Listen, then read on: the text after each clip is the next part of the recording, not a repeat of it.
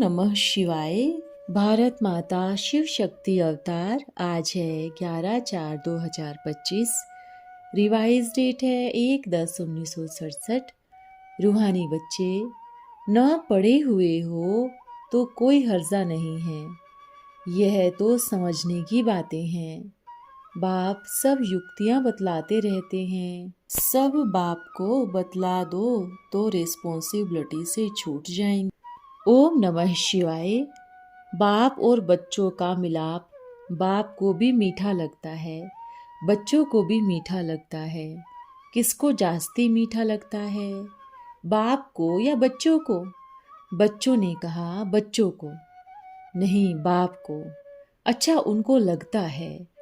बाबा तो जानते हैं सारे विश्व को हेवन बनाना है। वह तो है ही निश्चय बुद्धि। विश्व को स्वर्ग बनाना ही है। बच्चे भूल जाते हैं, इस कारण सर्विस ठीक नहीं चलती। बाप को तो आत्माओं पर लव है, बाकी चाहिए मददगार। मददगारों में ही रोला विवाद पड़ता है।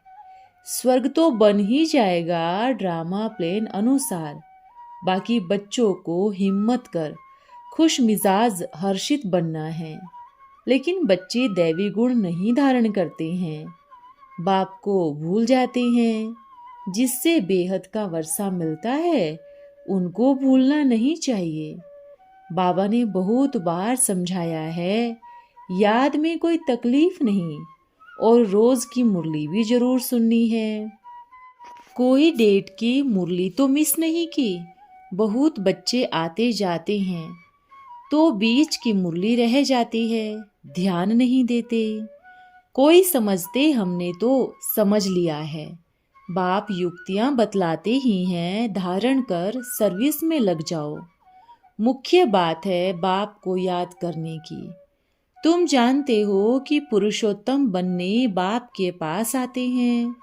बाप कितना ऊंच पढ़ाते हैं तो कितना उल्लास रहना चाहिए। यह लक्ष्मी नारायण चित्र लेकर परिक्रमा करो। भारत श्रेष्ठाचारी था, अब नहीं है। हम फिर से श्रेष्ठाचारी बनाते हैं। भारत स्वर्ग था, अब कंगाल कैसे बना है यह कोई नहीं जानते। बाप समझाते हैं सब पुजारी हैं। तमो प्रधान दुनिया में कोई भी पवित्र हो न सके। बाकी सब है भक्ति मार्ग के अंधश्रद्धा। भारत अंधश्रद्धा में नामी ग्रामी है। कुछ भी नहीं समझते। अभी तुम समझते हो नंबरवार पुरुषार्थ अनुसार स्वच्छ बन रहे हैं। भारत को महादानी कहा जाता है। बाप अविनाशी ज्ञान रत्नों का दान देते हैं, वह तुम देते रहो। एक मत हो, सर्विस को बढ़ाते रहो। तुम बच्चों में यह ज्ञान है। दुनिया तो जैसे अंधी है, ऐसे नहीं कहेंगे कि नवधा भक्ति से साक्षात्कार हुआ। नहीं, हिम्मत की तो साक्षात्कार हुआ।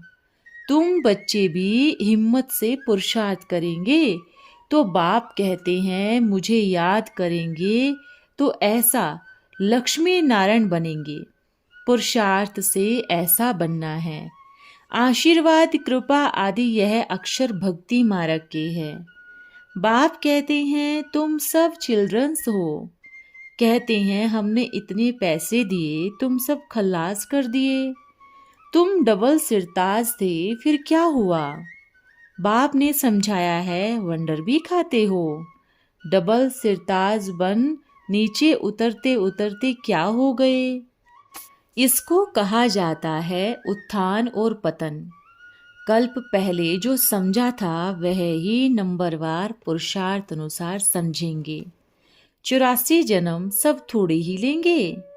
कोई होशियार बैठ एवरेज हिसाब निकाल सकते हैं, परंतु यह माथा मारना फालतू है।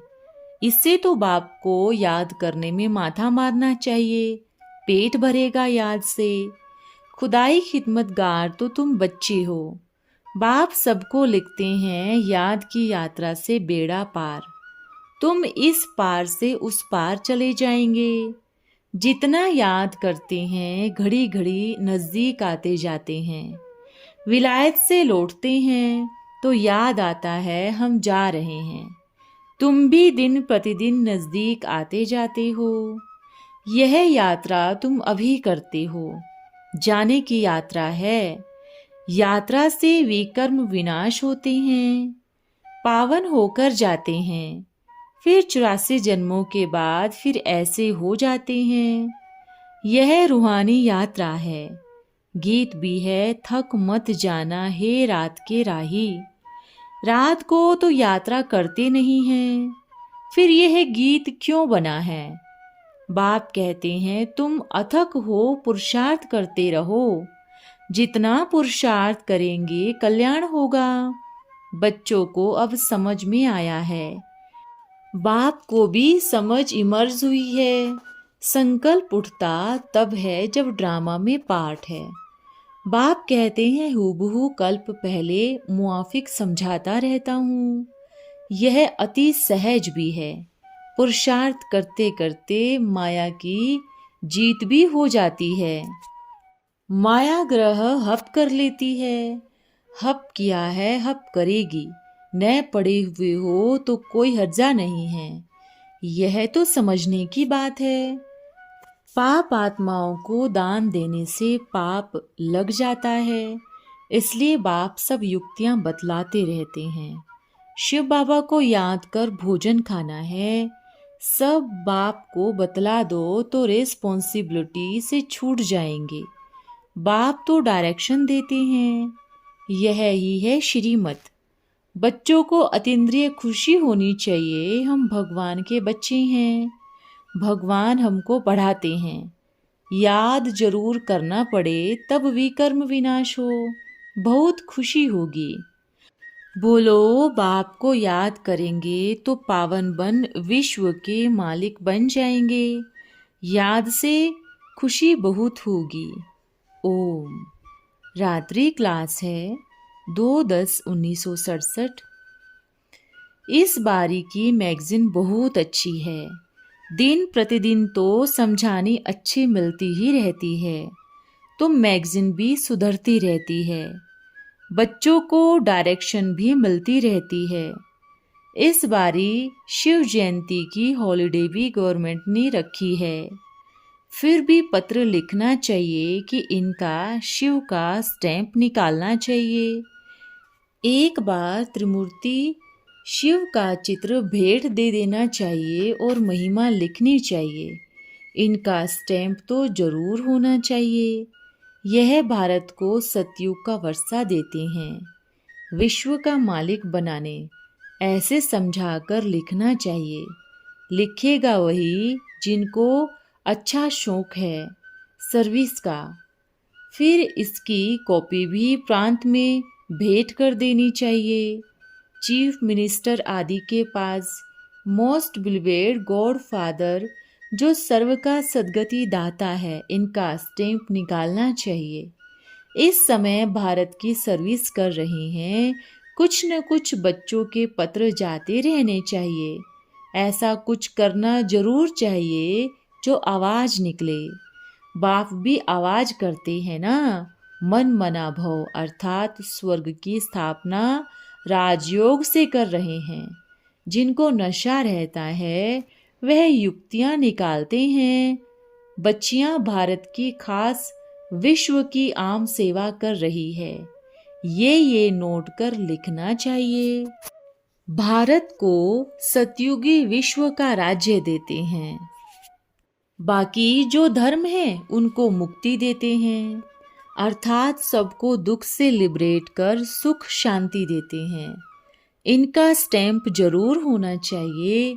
भारत में ही शिव जयंती मनाई जाती है। कुछ न कुछ लिखो। भाई बहनों को जगाना है। सब कुंभकर्ण की नींद में सोए पड़े हैं।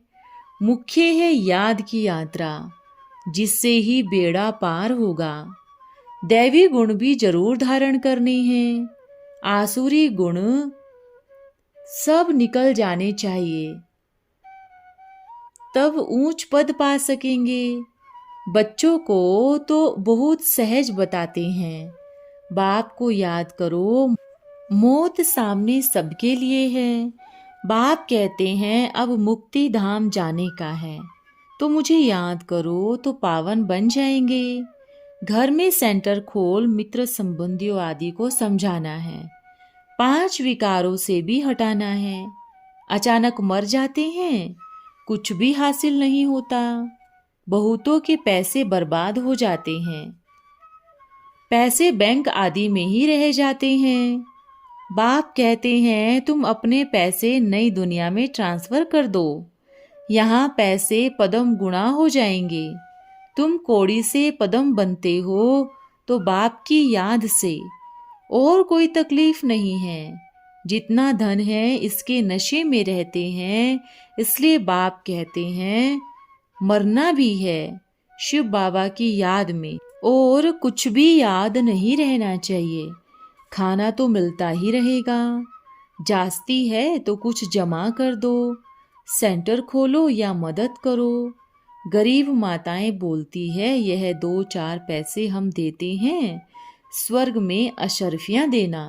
बाप गरीब निवाज है ना, भारत को भी साहूकार बनाते हैं। गरीबों को ही वर्षा मिलता है, करोड़पति आदि नहीं। बाप बहुत सहज रास्ता बताते हैं। अपने को आत्मा समझ बाप को याद करते रहो। तुम सब आत्माओं का बाप एक है। कहते हैं गृहस्थ व्यवहार में रहते पवित्र बनना है, छीछी दुनिया में रहते कमल फूल समान रहो। तुम समझते हो पहले हम आत्मा हैं, अभी बाप भूल को अभूल बनाते हैं। ऐसे भोले लवली बाप को एक भी नहीं जानते। ऋषि मुनि आदि भी नेति नेति करते गए, अंत को नहीं जानते। इनका स्टैंप तो भारत में जरूर होना चाहिए, फिर भले त्रिमूर्ति बना दे। अपना बनाया हुआ चित्र उनको भेज देना चाहिए। आप भी यह बनो, आपका यह ईश्वरीय जन्म सिद्ध अधिकार है। विश्व का रचयिता बाप ही है। सेंसिबल बच्चों की बुद्धि में बैठता है, जांच करनी चाहिए स्टैंप्स के ऊपर कौन सर्विस करते हैं। बाप को रिस्पॉन्स करना चाहिए। समझते हैं हम कर सकते हैं, पर नहीं करते तो पद भी कम। कोशिश करनी चाहिए अच्छा पद पाने। अब बाप तुमको आयु भी निरोगी देते हैं। अपने से घड़ी घड़ी पूछना चाहिए, बाप को याद करते हैं। समय वेस्ट किया तो न अपना न औरों का कल्याण कर सकते हैं।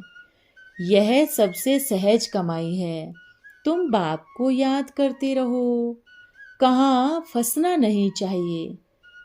तुम्हारी जिम्मेवारी है, कोई विकर्म नहीं करना है। बाप के डायरेक्शन पर चलना है, नहीं तो गिर पड़ेंगे। बहुत थोड़ा पद पाएंगे। बच्चे जो लिटरेचर छपाते हैं और चित्र छपाते हैं, उनको यह डायरेक्शन है। संगम युग के आगे पुरुषोत्तम अक्षर जरूर लिखना है, भूलना नहीं है। और सिर्फ शिव नहीं लिखना है, त्रिमूर्ति शिव लिखना है। परम पिता परमात्मा त्रिमूर्ति शिव या त्रिमूर्ति शिव बाबा, क्योंकि यह है बहुत सहज ज्ञान। परंतु कई बच्चे भी ड्रामा अनुसार बिल्कुल ही तमो प्रधान बन जाते हैं, कुछ भी बुद्धि समझती नहीं है। शिव जयंती माना भारत में शिव आए हैं, अब शिव जयंती भी मनाते हैं, कृष्ण जयंती भी मनाते हैं। दोनों का टाइम देते हैं रात का। शिवरात्रि कहते हैं, शिवरात्रि कहने से जैसे कि शिव परमात्मा आता नहीं है, कोई नाम रूप में प्रवेश नहीं करते। बच्चों को समझाया जाता है शिव बाबा आते हैं जरूर, कहते हैं भाग्यशाली रथ में आते हैं। कृष्ण के लिए तो ऐसे नहीं कहते, वह तो जन्म लेते हैं, परंतु वह है योग बल का जन्म। रात्रि माना ही कल्प का अंत। जिसको ब्रह्मा की रात्रि कहा जाता है। आधा कल्प रात, आधा कल्प दिन, अर्थात कलयुग सतयुग का संगम, उनको ब्रह्मा की रात कहा जाता है। ज्ञान और भक्ति, भक्ति में धक्के खाने होते हैं, रात को मनुष्य धक्के खाते हैं। तो पहले यह बताओ, शिव जयंती है तो जरूर शिव आते हैं, उनका अवतरण है। शिव बाबा आकर स्वर्ग की स्थापना करते हैं। भारतवासी ही स्वर्गवासी थे, इनका राज्य था। अभी तो राज्य है नहीं, है भी कलयुग। कहते हैं 40,000 वर्ष है। समझाया जाता है महाभारत लड़ाई सामने खड़ी है, इनसे पुरानी दुनिया का विनाश होना है।